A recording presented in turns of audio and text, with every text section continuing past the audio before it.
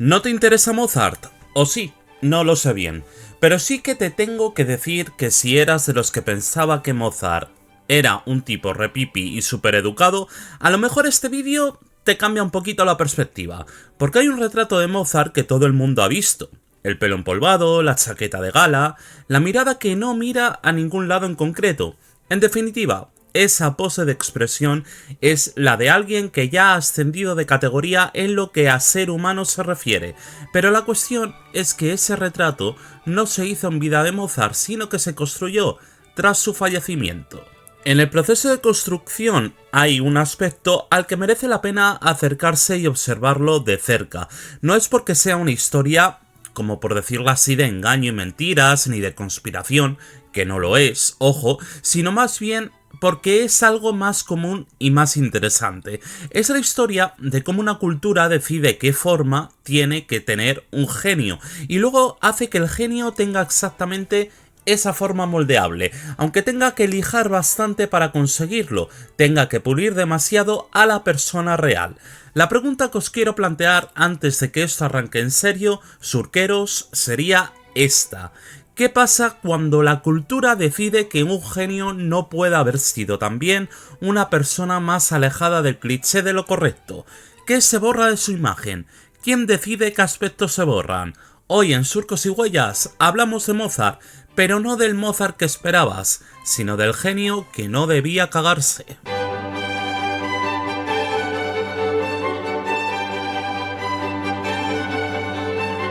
Aunque romperemos con la normativa de empezar por el nacimiento, Mozart murió en 1791, con 35 años, sin dinero suficiente para un entierro de primeras calidades y con el requiem sin terminar sobre la mesa. Eso ya es, de por sí, una historia que pide ser contada de cierta manera. El siglo XIX se puso manos a la obra con una eficiencia admirable.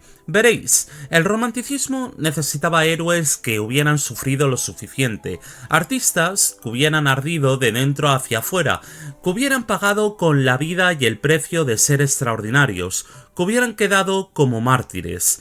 La muerte temprana, la pobreza, el genio incomprendido en vida y consagrado post-mortem era el molde perfecto, y Wolfgang Amadeus Mozart encajaba con una precisión que hasta me atrevería a tachar de incómoda. Lo que siguió aquello fue un proceso de canonización que cualquier institución religiosa reconocería sin dificultad alguna.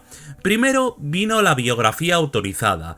Georg Nikolaus von Nissen, el segundo marido de Constance, la viuda de Mozart, publicó en 1828 una vida del clásico compositor que fijó el relato oficial durante décadas. No era una biografía maliciosa, era más bien una biografía útil que evidentemente ni es lo mismo y además resulta en cierto modo hasta más eficaz. Nissen quería presentar a Mozart de una manera determinada y lo hizo con la ventaja de tener acceso a los documentos y al criterio suficiente para saber cuáles convenía incluir aquí. Tras su escaramuza bibliográfica vino Otto Jahn. En 1856, Otto Jahn publicó su monumental biografía en 4 volúmenes que durante mucho tiempo fue considerada la obra de referencia sobre Mozart. Jahn era un filólogo y arqueólogo riguroso, formado en la tradición académica alemana de mediados del siglo XIX, lo que quiere decir que era exactamente el tipo de persona que iba a construir una catedral con los datos disponibles. Iba a colocar las piedras que no encajaban en otros lugares. Su Mozart es relatado como un genio sereno, casi sobrenatural, dotado de una gracia que trasciende lo mundano. La correspondencia, en la versión que Jahn maneja, ha pasado ya por varios filtros.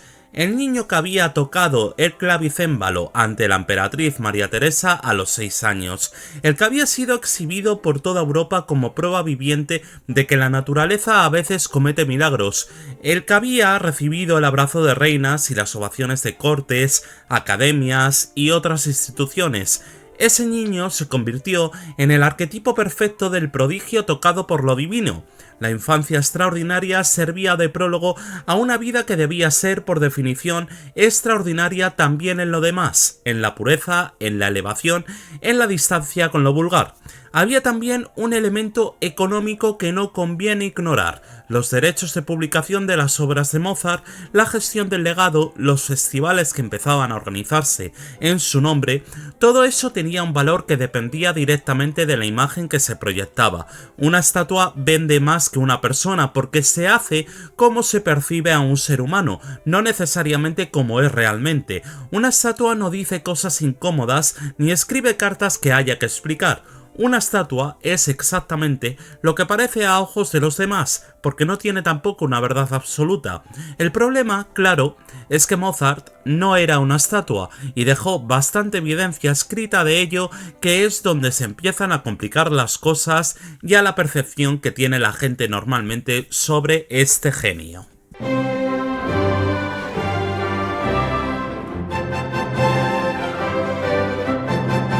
Las cartas son el aspecto donde vais a empezar a intuir al Mozart real, ese que nos contó mucha gente.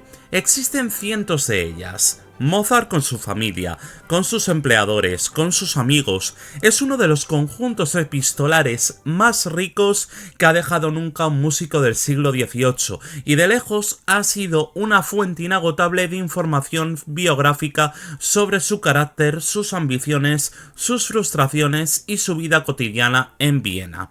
Pero es que dentro de esa correspondencia hay un subconjunto que los editores del siglo XIX miraron durante un buen rato antes de decidir, en un silencio colectivo, que no.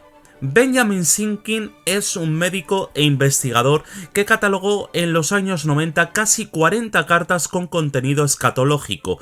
No son unas poquitas notitas aisladas escritas en algún momento de borrachera, ni siquiera son los exabruptos de un adolescente que todavía no ha aprendido a controlarse. 40 cartas no se hacen así como así y de una sentada. Estas 40 cartas son una beta continua que recorre toda su vida adulta, que aparece en distintos registros y con distintos destinatarios. Su contenido incluye pedos, heces, orina y una creatividad lingüística para nombrar todo ese campo semántico que habría que reconocer, con cierta objetividad eso sí, como un talento en sí mismo. Lo que hace esto todavía más complicado de meter en un cajón de excentricidad individual es que no era solo Wolfgang el que jugaba con esto. Leopold, su padre, el hombre que diseñó la carrera de su hijo con una meticulosidad de ingeniero, escribía así también. La madre, Ana María, que falleció por cierto en París en 1778 mientras acompañaba a Mozart, la hermana Nannerl, que había escrito ella misma un prodigio del teclado antes de que la sociedad decidiera que las mujeres no tenían que seguir en esas cosas. Todos eran igual, era un registro habitual de comunicación en una familia que cuando no había nadie ajeno mirando, hablaba como hablaba. Hay una carta de Ana María a su marido en la que se despide con un juego de palabras escatológico que, si apareciese en una novela contemporánea, nadie encontraría fuera de lugar para el personaje de una madre de clase media del siglo XVIII. Está ahí, firmada, fechada, no es una interpretación ni una deducción, es lo que escribió. El caso más documentado y también el más estudiado, con ese peculiar nerviosismo académico que adopta la gente cuando tiene que hablar de cosas que le resultan incómodas, son las cartas de la Basle. Basle no era un nombre per se, sino que tendría un significado cercano a primita, en alemán suavo, es decir, un apelativo más bien cariñoso hacia su prima. La destinataria era Maria Anna Thekla Mozart, hija de Franz Alois Mozart, el hermano menor de Leopold. Wolfgang y su prima se conocieron bien durante las semanas que él pasó en Augsburgo en otoño de 1777, de camino a Mannheim y París. De ese encuentro y de los meses siguientes salieron al menos 13 cartas que combinaban el juego de palabras, la rima interna, la referencia sexual y la escatología con una inventiva que, si uno lo toma como ejercicio retórico puro, es difícil no admirar, aunque sea solo un pelín. Una de esas cartas, la del 5 de noviembre de 1777, empieza con un saludo que incluye ya el tono que va a dominar el resto. Hay rimas entre palabras relacionadas con los excrementos y palabras de afecto, hay alusiones físicas, hay una energía que no parece performativa, sino completamente natural, como la de alguien que escribe a alguien con quien se entiende en ese registro y no necesita justificación ninguna. Leo literalmente lo reflejado porque nos servirá para después. Bueno, te deseo buenas noches, pero primero cágate en la cama y hazla reventar. Duerme profundamente, mi amor. En la boca te meterás el culo. Los estudiosos que han querido leer esto como evidencia de una relación romántica entre primos lo han hecho con los datos disponibles. Los que han querido leerlo como humor de camaradería adolescente también tienen argumentos. Lo que nadie ha podido argumentar con éxito es que no exista, que sea una interpretación, una interpolación también, o que sea representativo exclusivamente de un momento de crisis o de enfermedad. Las cartas de la Basle son simplemente Mozart siendo Mozart, con alguien de confianza. Otro fragmento más de otra carta distinta a la susodicha primita. Ahora tengo que terminar. Así es, porque todavía no me he vestido y tenemos que ir a comer, para ir después otra vez a cagar. Así es. Si sientes todavía amor por mí como yo por ti, entonces nunca dejaremos de amarnos. Beso tus manos, tu cara, tus rodillas y tu... En fin, todo lo que me permitas besar. Soy con todo mi corazón. Lo que hicieron los editores victorianos con este material tiene su propia elegancia. No destruyeron las cartas, que habría sido lo más limpio y también lo más fácil para detectar y así preservar la figura de Mozart. Lejos de eso, más bien las adaptaron. Las resumieron con descripciones vagas que mencionaban pasajes de naturaleza privada, sin especificar mucho más sobre el tema. Publicaron fragmentos con tachaduras cuya longitud resultaba imposible de evaluar porque no se indicaba cuántos había cortado. Algunos pasajes simplemente no aparecen en las ediciones del siglo XIX porque nadie los incluye y nadie explica que no los ha incluido. La censura más efectiva es la que nos anuncia y en el caso de Mozart así fue como sucedió. Sin embargo, esto no quedaría así. No fue hasta la edición crítica de las cartas completas de Mozart, publicada entre 1962 y 1975 por Wilhelm A. Bauer y Otto Erich Deutsch, que el conjunto epistolario estuvo disponible sin expurgar para el lector general, es decir, casi 200 años después de que fueran escritas, las cartas fueron publicadas. Aunque en principio no quería ir por aquí, hay algo casi admirable en la coherencia del proyecto. Era una operación total, no bastaba con que la música fuera sublime, el hombre que la había compuesto también tenía que serlo, la obra y el autor formaban una sola pieza, y cualquier grieta en el autor amenazaba con desacreditar la obra. Esa lógica gobernó la recepción de Mozart durante casi un siglo.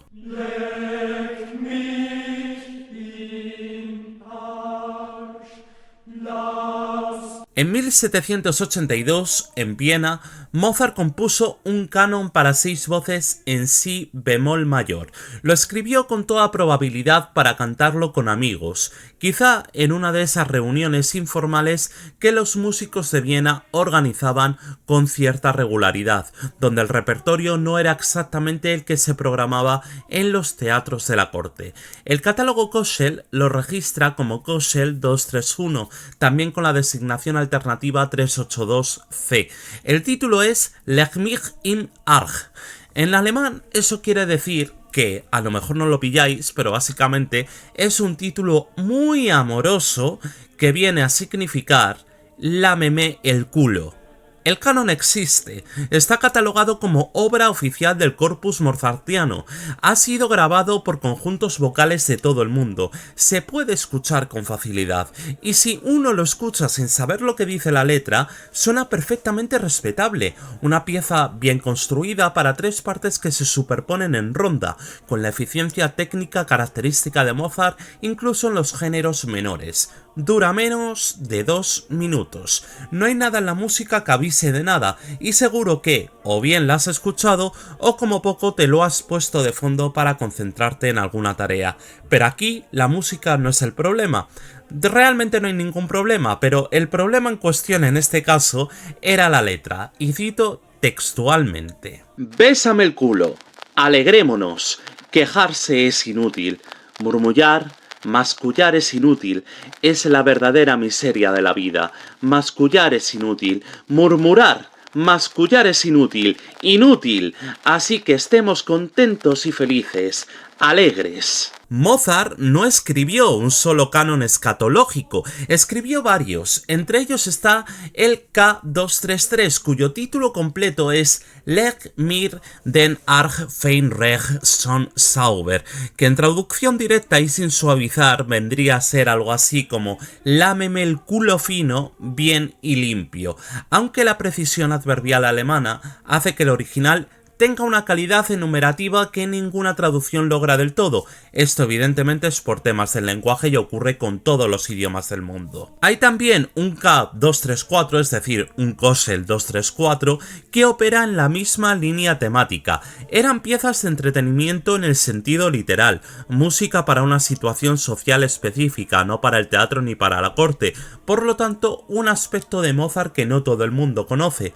Cuando Constanze Mozart envió los manuscritos de los cánones al editor Breitkopf and Hartel en 1799, 8 años después de la muerte de Wolfgang, tuvo la delicadeza de incluir una nota aclaratoria. Los cánones, decía, necesitarían ser adaptados antes de publicarse.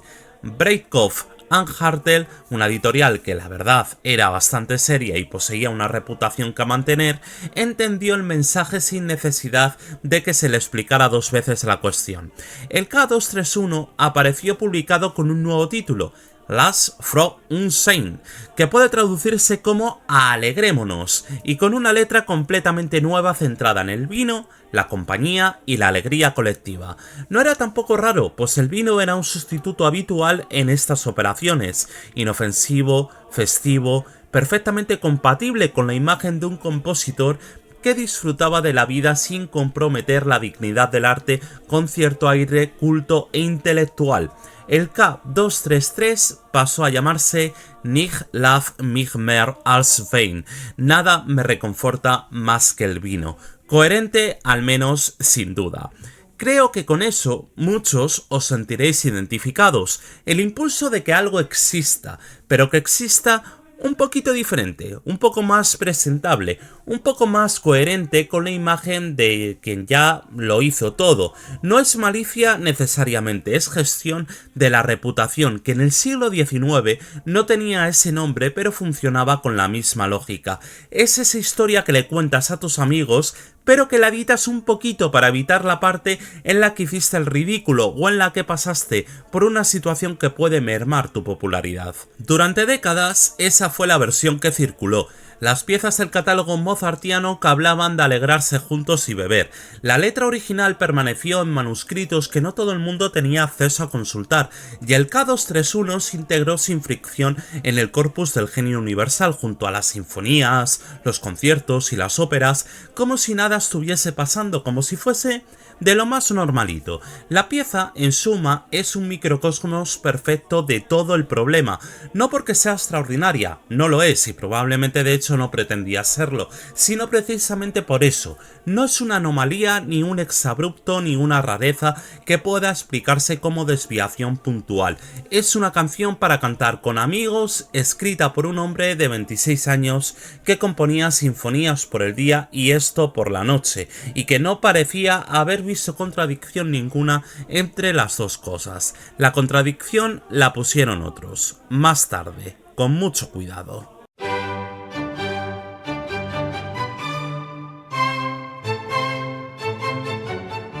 Hay un momento en la historia de la recepción de Mozart que resulta especialmente revelador y que merece un poco más atención de la que suele recibir, por lo tanto, allá vamos con ello.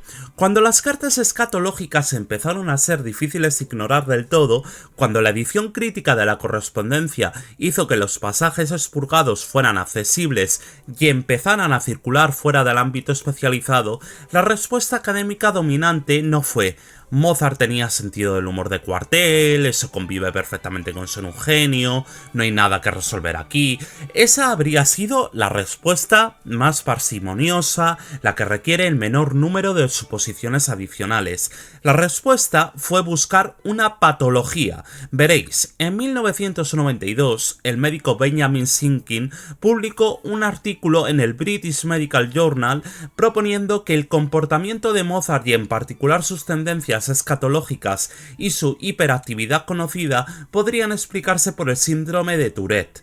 El razonamiento era circular, pero presentado con suficiente aparato académico como para tener recorrido. Si Mozart era el genio que se supone que era, su humor escatológico no podía ser simplemente humor, tenía que ser un síntoma, tenía que haber algo más. Tenía que haber algo que explicara la desviación del modelo. El neurólogo Oliver Sacks publicó una réplica señalando el carácter altamente especulativo del diagnóstico. La Tourette Syndrome Association emitió un comunicado en términos similares. Otros especialistas señalaron que aplicar criterios diagnósticos del DSM contemporáneo a una figura del siglo XVIII a partir de cartas y de testimonios de segunda mano es, en el mejor de los casos, un ejercicio de muy limitada validez. No hubo consenso, la teoría de Tourette siguió circulando porque era una historia buena y resonaba bien con la imagen del genio atormentado. Pero el impulso que estaba detrás, ese impulso concreto de patologizar en lugar de simplemente aceptar de por sí, no es de Sinkin ni pertenece a 1992, es más bien estructural. Aparece siempre que una figura canónica muestra rasgos que no encajan con el relato establecido. Si el artista que estamos canonizando tiene una correspondencia que no encaja, la correspondencia se adapta o se silencia, o en el mejor de los casos se medicaliza. Lo que resulta prácticamente imposible es simplemente dejarla estar sin más, porque eso obligaría a revisar la figura entera, y la figura entera sostiene demasiadas cosas como para revisarla con tranquilidad. Aquí está lo que quiero decir, aunque no lo voy a subrayar en exceso porque creo que no hace falta. Esto no es un problema del siglo XIX. Pensad ahora mismo en los artistas que hoy mitifica la gente, en la construcción narrativa que rodea a cualquier figura que hayamos decidido colectivamente que es importante, en qué partes de su vida se discuten con libertad y cuáles se tratan como irrelevantes, o como una distracción respecto a lo que de verdad importa, o directamente como ataques a la obra por parte de quienes no la entienden. Pensad en los fans que se ponen a la defensiva cuando alguien saca a la luz algo que no encaja con la versión que conocen. Pensad en las redes sociales como máquinas de producir versiones editadas de personas reales, versiones que sus propios seguidores luego defienden con una ferocidad que habría desconcertado a los biógrafos del siglo XIX, aunque el mecanismo sea exactamente el mismo. La diferencia es que los editores victorianos actuaban con deliberación, con conciencia más o menos explícita de lo que estaban haciendo y de por qué. Nosotros, en cambio, lo hacemos de la manera más difusa, más distribuida, incluso por inteligencia artificial, que no está conexa en muchos casos a la realidad, con millones de pequeñas decisiones individuales que en conjunto producen el mismo resultado, la versión presentable, la versión que necesitamos que sea cierta porque nos dice algo útil sobre lo que admiramos y por extensión sobre lo que somos. No admiramos a las personas, admiramos las versiones editadas de las personas que nos resultan útiles para algo, para legitimarnos, para anclar nuestra idea de lo que es la excelencia, para tener un modelo que funcione como media de todo lo demás. Y en cuanto alguien amenaza con añadir textura a esa figura, lo primero que sentimos no es curiosidad, es algo parecido a la incomodidad, como si añadir una dimensión restara en lugar de sumar. Mozart escribía canciones sobre el culo. Mozart componía el Requiem. Las dos cosas son verdad al mismo tiempo, en la misma persona, sin que ninguna explique ni cancele a la otra. La dificultad de sostener esas dos verdades simultáneamente dice mucho más sobre nosotros que sobre el propio Mozart, sobre qué necesitamos que sean los genios para seguir creyendo que la genialidad es una categoría que vale la pena mantener, y sobre el precio que pagamos sin darnos cuenta casi nunca cuando insistimos en que la estatua no puede cagar o directamente no pueden lamerla al culo. La primera edición, que incluyó la letra del K231, se publicó en el siglo XX. 200 años después de que Mozart la escribiera para cantarla con sus amigos en Viena en una noche cualquiera en 1782, el manuscrito estaba ahí todo el tiempo. Nadie lo había perdido. No hay manera de saber ni siquiera si les gustó a sus amigos o a la gente que andaba por allí. Yo voy a suponer que sí, como espero que a ti te haya gustado el surco que hemos manejado hoy. Por lo tanto, espero que nos veamos en el siguiente vídeo y nos vemos. ¡Adiós!